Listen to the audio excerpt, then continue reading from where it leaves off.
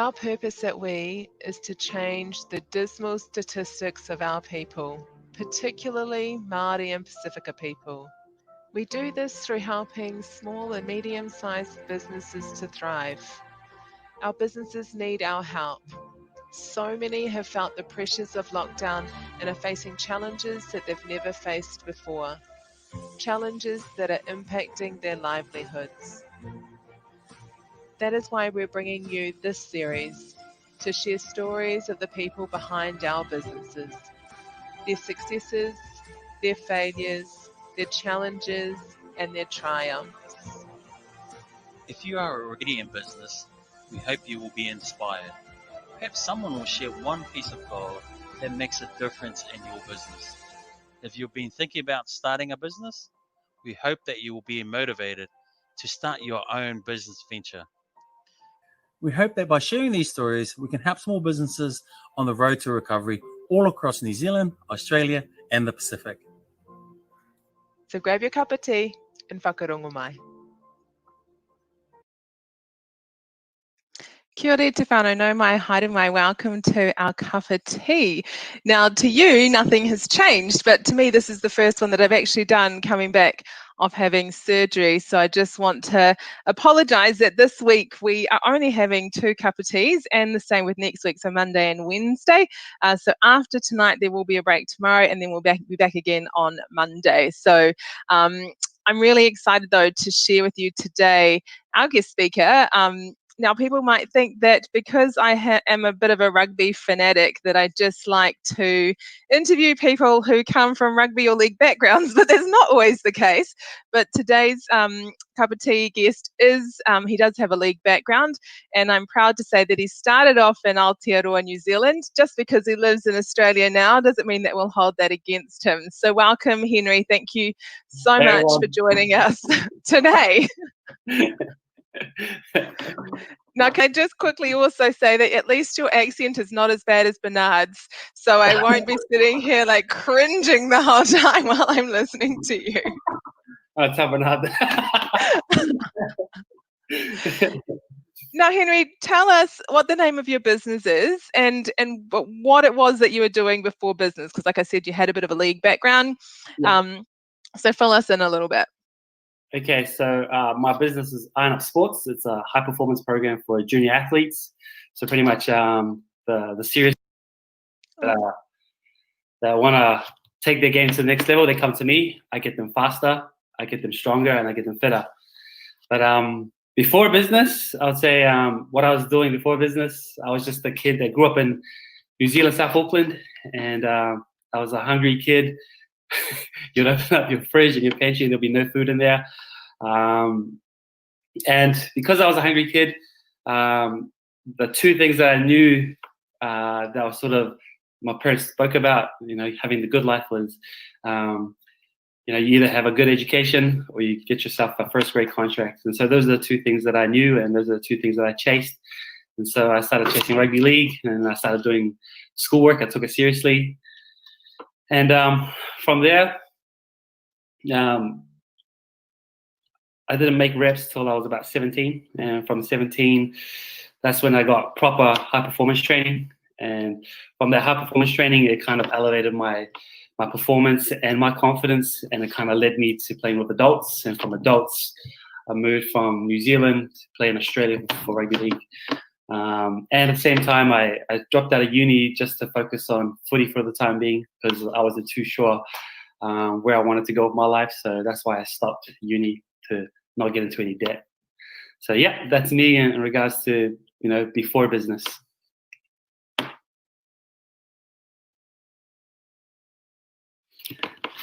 Sorry, I was on mute. Jeez. So I was going to say, just as a shout out to your high school, what high school did you go to? Yeah, so I went to De La Salle College up in Mangere. There you go. To anyone who's listening from De La Salle. Yeah. I personally won't hold that against you, because you're very big rivals against my son's school, which is St. Peter's College. But I do know some cool people that came from De La Salle.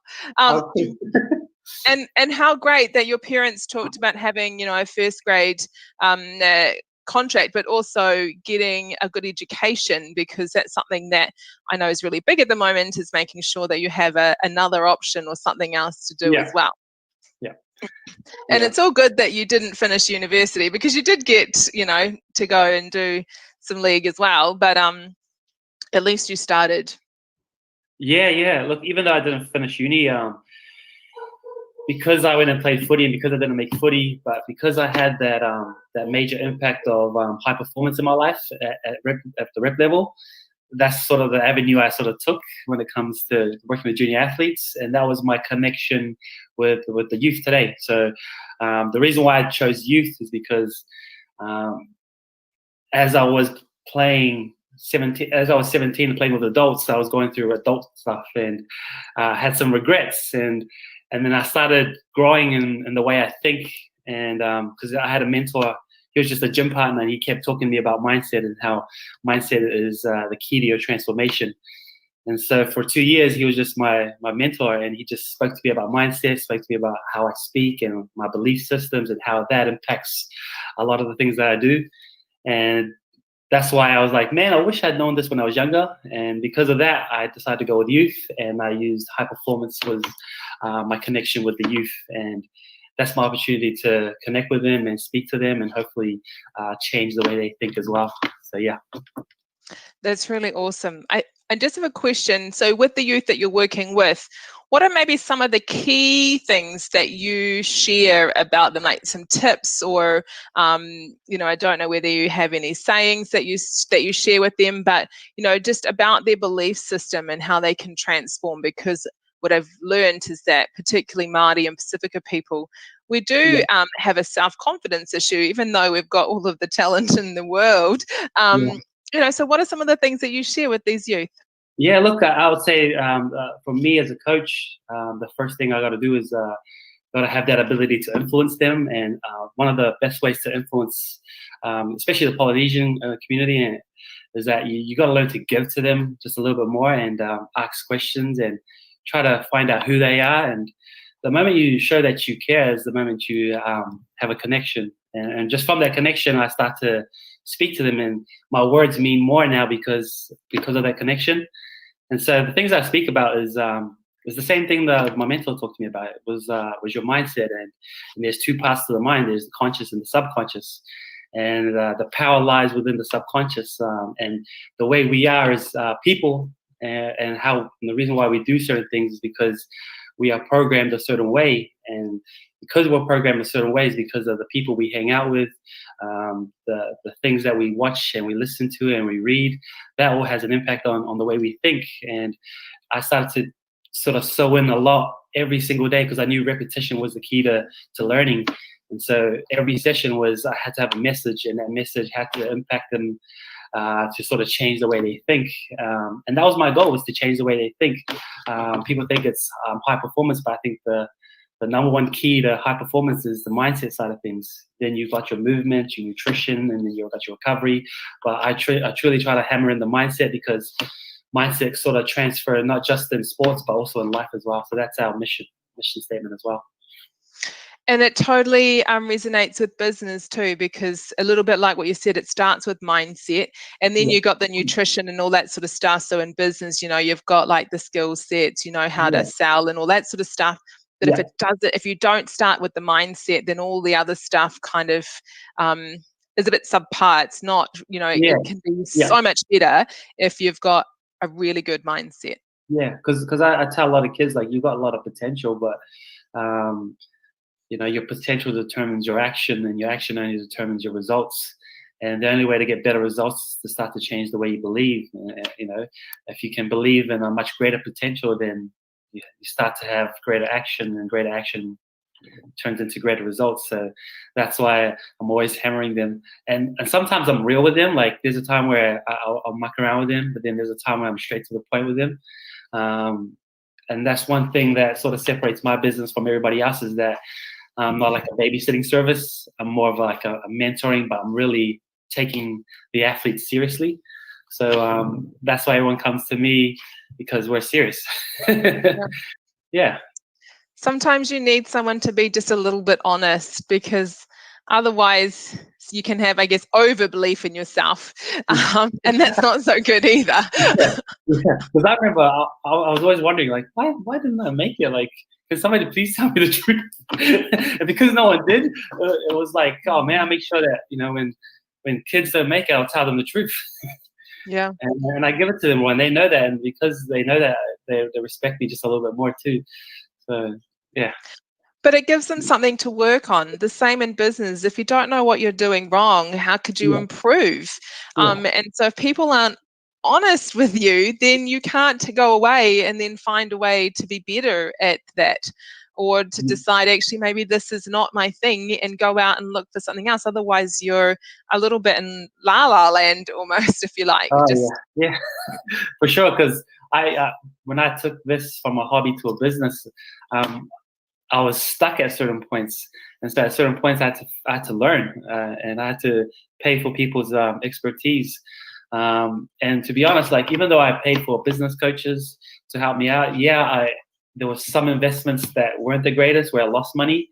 But one of the battles that I had to overcome was, just because this one bad investment didn't go right for me, I still had to look for somebody else and get somebody to really teach me. But it kind of pushed me to what's it called, do my due diligence and see whether these people are legit and if they've got the results that I'm after. So that's why it's important for us as people and as business owners and as athletes, is that if you want to get to the next level, then you need somebody to elevate you in standards and in your knowledge and understanding of it. So yeah.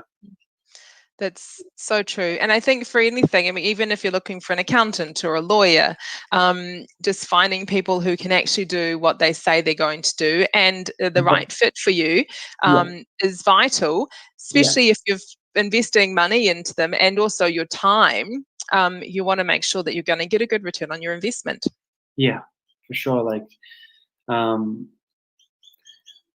usually, because when we do business, it's me and my wife helps out a lot. Like, there's things that, you know, I'll do something and she'll look at it and she's like, oh, that looks so ugly. And so she'll finish it off and do it better. And if we're in meetings, like, sometimes as islanders, like, we can be a little bit too shy and we try to avoid confrontation a little bit. Whereas my wife, she's kind of direct. She's like, be honest. Can you deliver the results or not? Because if not, I don't want you. Just be honest with us. She's harsh, whereas me, I'm like, I'm cautious, but I gotta learn to have a bit of both. She sounds a little bit like my husband sometimes.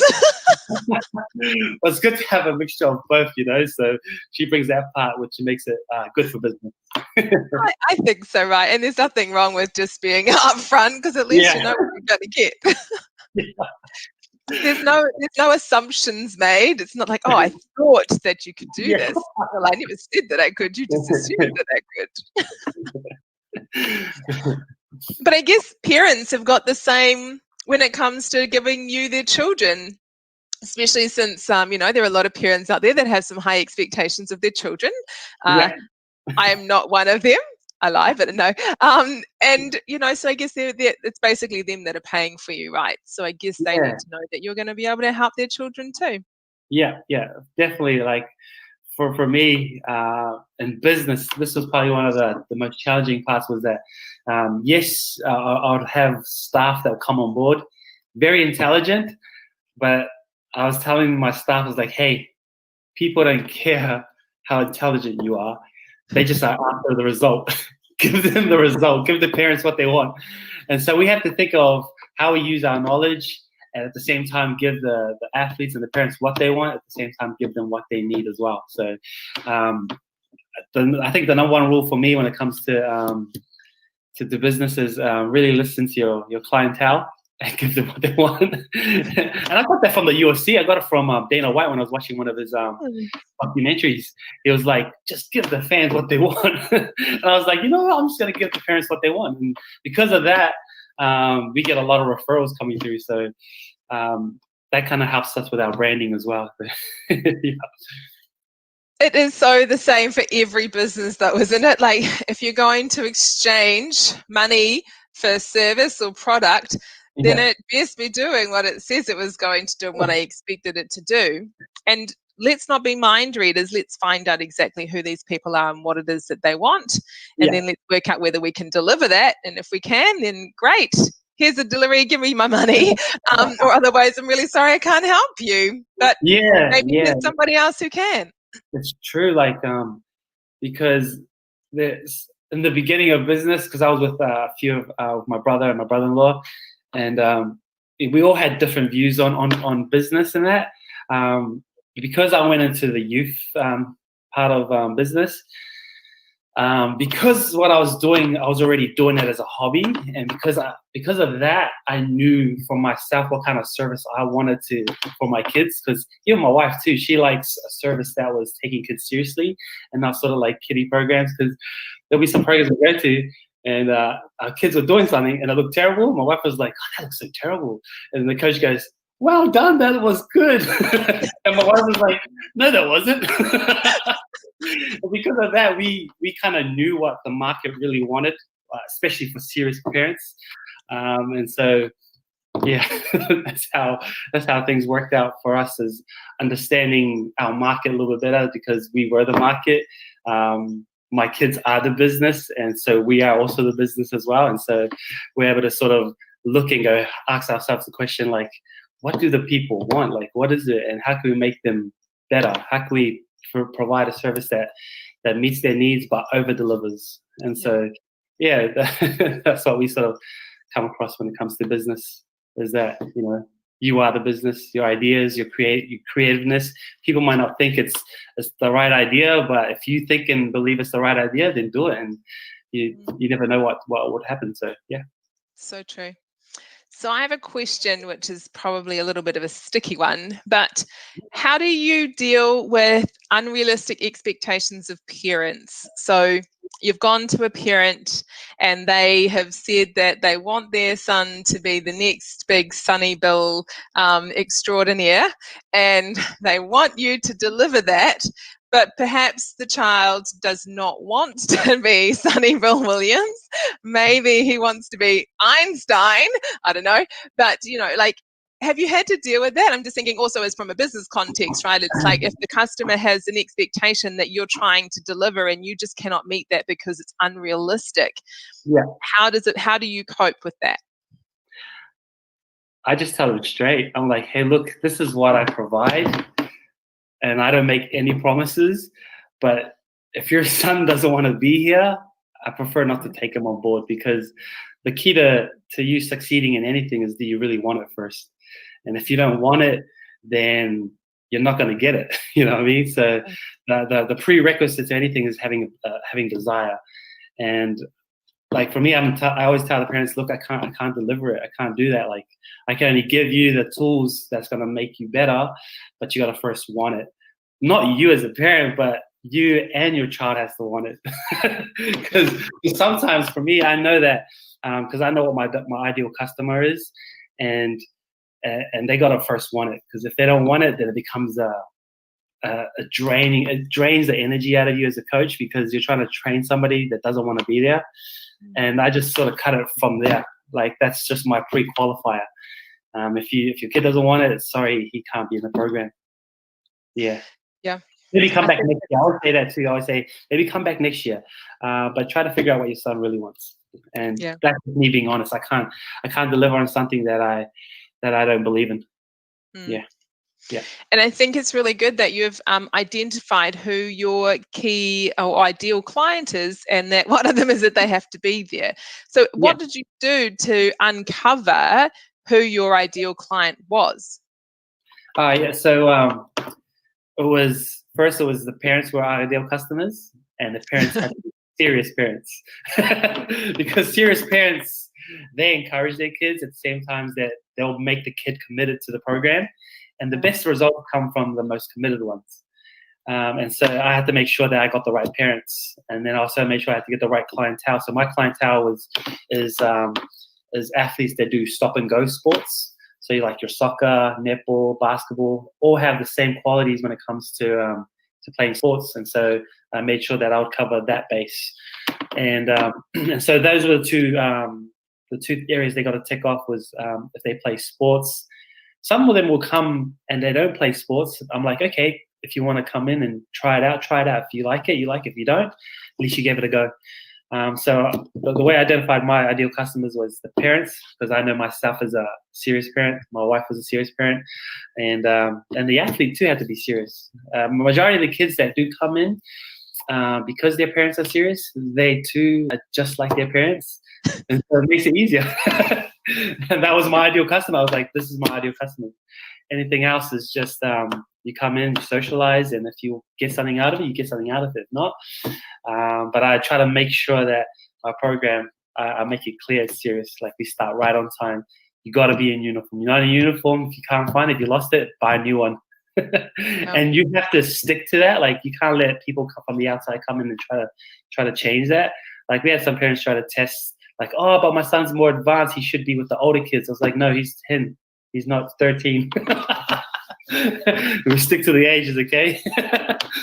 Well, that's it. That was the way of me getting my ideal customers. Yeah. And how have you found business since really understanding your ideal customer? Like, because like what I find is that a lot of people, they don't want to like define it too small because they're worried that they're going to lose customers. And, you know, a lot of people would just say yes to anybody because they just want the money.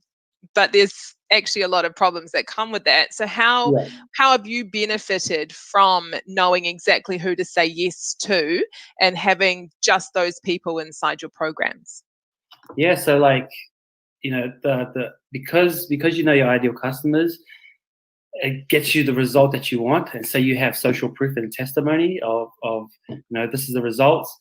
And not only that, they too start to talk to their friends who are similar to them, and so they start to bring in more customers.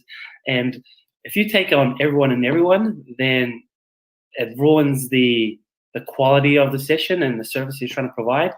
And so for me, the number one goal was to provide quality service and to get the results and to give the parents what they want. And I never ever, when it comes to business, I never really thought about the money side of things.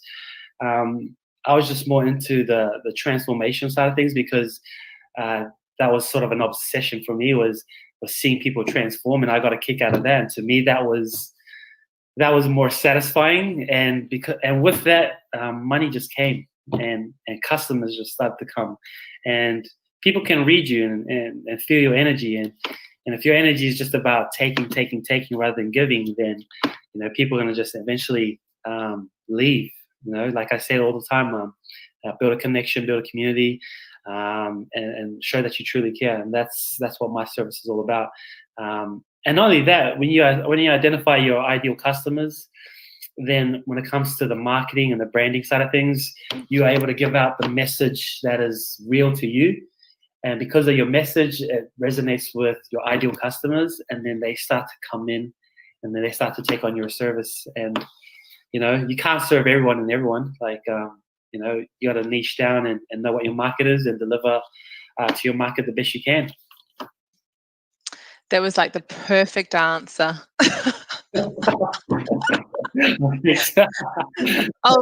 I'll use your video when I'm talking to my clients about ensuring they have the ideal customer. Trust me, like, you don't want to go with the headaches, you know. You want to. At the end of the day, you can't serve anyone if you're stressed out. The best way you can serve people is just being you. And some people can't take you because they're not used to being open and honest. And I think that's the best way to filter out certain people too. Yeah. But there'll be a point in time where they'll come back to you when they're ready. But at the end of the day, just serve whoever you can to the best you can. Yeah. That's awesome. That's really good advice. So along the way, what are some of the challenges that you've faced, and how have you overcome them? Yeah. Okay. The first challenge for me was getting qualified. Like, you know, council have their you got to have certifications. You got to fit their guidelines. And to me, that was one of the biggest hurdles, because I was working full time. I had 5 kids at the time. I had 5 kids. So, and so late nights would be my time to work on myself and try to get certified. And once I got certified, that's when everything started to fall in place. Because before I became certified, I was doing it at a field. I didn't have all the permits. I didn't have the qualifications. And so I was doing it because it was just a hobby. And so once I got over that first hurdle, that's when I started to hire the field, and everything just became legit. And from there, that's when business started to grow. The other hurdle that I had to face was because I deal with youth and our trainings are on a field. And so rainy days would come, and it was normal that if it was rainy, that assumed training was canceled. But for me, I wanted to get the message across to everyone that we train in any circumstances, and you got to do whatever it takes to succeed in anything. And you can't let cold weather, hot days affect you from or stop you from training and taking the actions that you need to get closer to your goals. And so there was a point where it was, winter, it rains a few, and so it was raining, and I'll still go to the field set up for a group of 15 kids, and only one turns up. But there was a point in time where it was like 4 or 5 weeks straight where no one turned up. But I was just filming, and I was posting on my video on Facebook, Instagram, training in the rain, whatever it takes.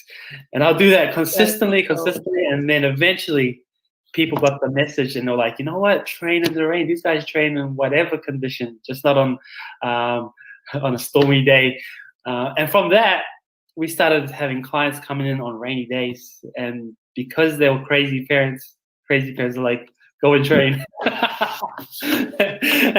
And from that there, I knew that, if you really want to succeed in anything, you have to be persistent.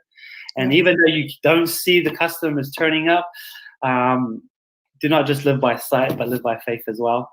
And that was me, because I'm a faith type person. I believe that you just got to see it in your head first, and just hold it there until it manifests.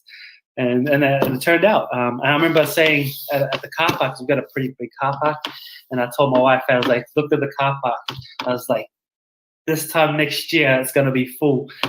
And then next year, it was full, but it was overflowing outside to the road too. And I was looking, and I remember standing on the field, I was like, I'm so happy and grateful. And I was like, thank you, Lord. and that's, to me, like, that's where Iron Up came from, really. It was iron sharpens iron. It's a biblical verse. And that's what it's all about. It's about, when people come into your service, it's about making them better, sharpening them up, giving them the tools and the mindset, so that way they can leave you and have an impact on the world as well. So, yeah.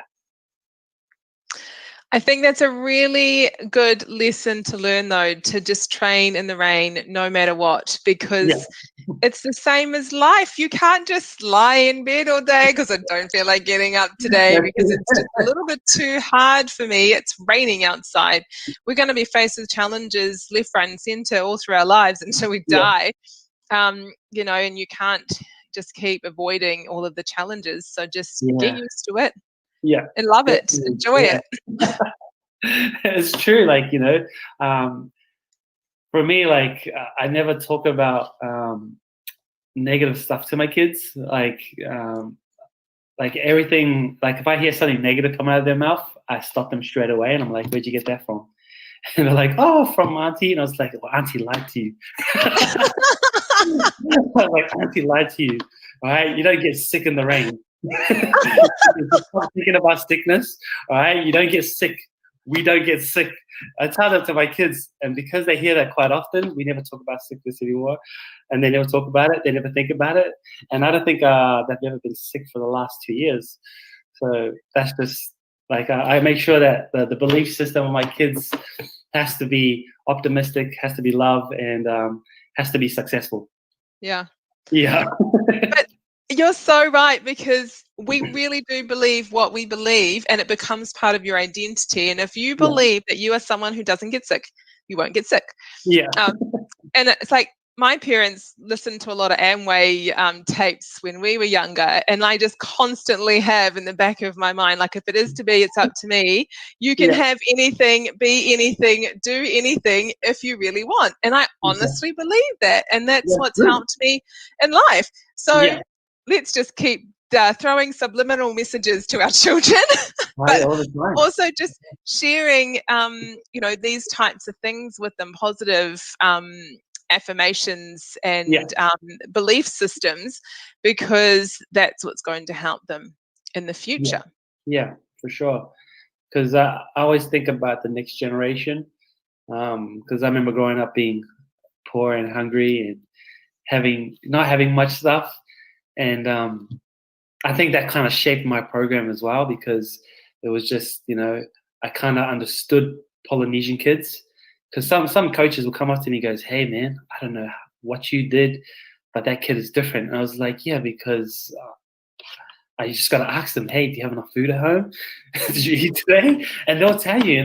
But before I even said that, I was like, "Hey man, I remember I invited my girlfriend over to my house. I was so embarrassed because my sister pulls the oven down, and my partner was like, 'So what's cooking for dinner?'" My sister pulls the oven down, goes, and she saw it was bread. And I was like, "Yeah, that sounds so stuff." That's dinner. And that's like my story I tell to some of my athletes, and they relate to that, and they start laughing. Yeah. And I'm like, "Hey, look, doesn't have to be like that in the future. All right, you could be just like me, going from eating toast to every day to like eating whatever you want." Yeah. But you gotta work hard, and you got to believe that the future is brighter for you. And Absolutely. so yeah. So that's how I tackle my islanders. Definitely, yeah. You got to be real with them. Yeah, I mean, there's so much that comes from adversity. One, you can resonate with youth, particularly our Māori and Pacifica youth, but also it kind of puts a bit of a fire in your belly to just be more and do more for yourself, but also for your children. So I think that taking adversity, finding the opportunities, and all of the brilliant stuff that you're doing with youth now is just incredible. And, you've just got to say, well, thank you, Lord, for putting me through some adversity so that I can know where I don't want to be. Because now when I look at adversity, I look at adversity as like, there's a part of me that needs to grow. Like this is just something's holding me back, but it's God's way of saying, I'm trying to push you to get uncomfortable. And in that time of uncomfortableness, it's you got to learn to grow, and you have to learn to ask questions. And the questions you ask it better be a good question too. Because I remember I was at a factory, right? And I was at uni, and I did really well in school, and I was like grading cheese for 12 hours at $16. And I was like, really? Is this all life is? Surely there's more to life than this. And I think that one question kind of like made me look for answers. And so I started looking, and because of the question, I found some of the answers that I was after. And then it kind of helped me to learn and grow, because I started to get curious. And I think curiosity is a good thing. So yeah, sometimes you got to ask the right questions. That's so true. That's right, true. Oh, yeah, that wasn't the right question. I better ask myself another one. So look, Henry, before we finish up for today, are there any last tips or pieces of motivation that you'd like to share with anyone that's listening? Yeah, look, I think I heard this is one of the quotes that I always use to my athletes. And the one I always say is, if you want to be successful, you got to seek to become a person of value.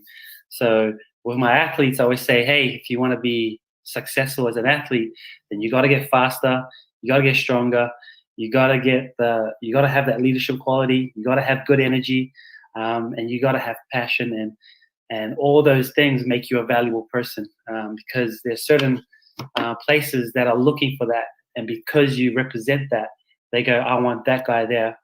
And because you have that value, you can add value to any organization, you can add value to other people, because if you make yourself great, then you can make yourself great. And that's why I tell my kids too, don't get a girlfriend until you're great. Work on yourself first, make yourself better, discover your vision for the future. And the moment you know your vision, your purpose, it would help you with the right education, who you hang out with. And if you start to make yourself more valuable, then you'll make your girlfriend valuable, and you'll make the people around you valuable. So that's why I always say to my kids, add more value to yourself by learning, reading, and hanging out with the right people. Yeah.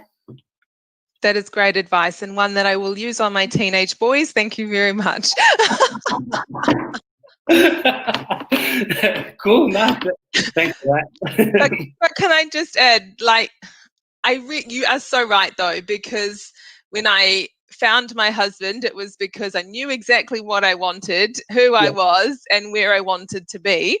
And then I went and searched looking for that, and he just happened to know who he was, what he wanted, and where he wanted to be. And we went, holy shit, they're the same thing. Yay! And it does make for a great relationship and a beautiful life. Yeah, it does. And that could be like if you don't discover the right fit for you, like if you have your vision and then your partner has her vision, then there's like two vision in the family. And they always say two vision is division, and division always equals divorce. And so that's why I tell my kids, know your vision and your purpose for the future, so you can pick the right person for you. So that way you guys both have the right vision. So it's one vision. And so you guys can both add your energy to build that vision. Because I have my wife's part of the vision as well. And without her, like, then my business wouldn't grow to the next level. I see some of my other friends that like, you know, they feel like they're not with the right person. And so they want to go, but they can't because there's something holding them back. And so I said, hey, just find out what your vision is. And then from there, you can decide what decisions you make. But vision definitely helps you with decision making. Yeah. And the same for in business too. Like if you've got a really strong vision and you know what you're doing, it's easy for you to make decisions. It's easy for you to bring the right people on board to help you to fulfill that. Because it is like a marriage. You're all working in this together. You spend more time together than you probably do at home. And so you've got to really love what you do. And if you're all working together towards fulfilling all of your visions, which are the same, then what a great life to have. And you wake up in the mornings and you love what you're doing. And you don't put Friday, oh my gosh, thank God it's Friday memes all over your Facebook page. So true. I was like, what? Oh, I love every single day. Friday? Oh, does that mean I don't have to work tomorrow? You know, so funny. I don't talk about retirement. Like I remember before I was like, oh man, I want to retire on the beach. But then once you find your vision, it's like, you prefer to have little vacations, but you just never think about retirement. Like for me, when I go away for 2 weeks, I'm like, oh man, 2 weeks was too long. I want to go back to work. So that's just me. I never think about it. I think I would never retire. The only time I retire is when I die. So yeah. And I think that's true. I think what you do might look different, and maybe you won't do as many hours, but if you really understand your vision, you're gonna do that until you drop. So you know, it's like I'm still going to be fulfilling this. It might not look the same, but I'm still going to be doing the same. And it's like a part of you dies if you're not doing that. So you just continue to do that. So true. So true. Anyway, I think that we could probably talk forever because we both obviously are very much involved in personal development and love business, which is great. But super inspiring. And, you know, there's so much, I've always said that there's so much that you can take from sport into business and vice versa. And you've just proven that with everything that you've shared with us today. So, Henry, if anyone wants to get in contact with you, or any of these strong parents want to send some of their strong children along to one of your programs, how do people get in touch with you? Yeah, just email us on info@ironupsports.com.au, or visit our Facebook page and Instagram at ironupsports, and I would definitely get in touch with you guys. Awesome. And if you were in New Zealand, I'd send my children along too. Oh, you know what? We got a location in New Zealand. Okay, well, after this, then you can hook me up, because I did say to Bernard, I'm pretty sure I've seen an Iron Up Sports in New Zealand or in Auckland, but cool. Cool. Awesome, Henry. Look, thank you so much for the kōrero today. It's been awesome having a cup of tea with you and everybody else. Like I said, we're not going to be here tomorrow night as usual because I'm trying to rest and rejuvenate as much as possible, but we'll be back on Monday at 8 p.m. So we will see you then. Mā te wā whānau. And once again, thank you.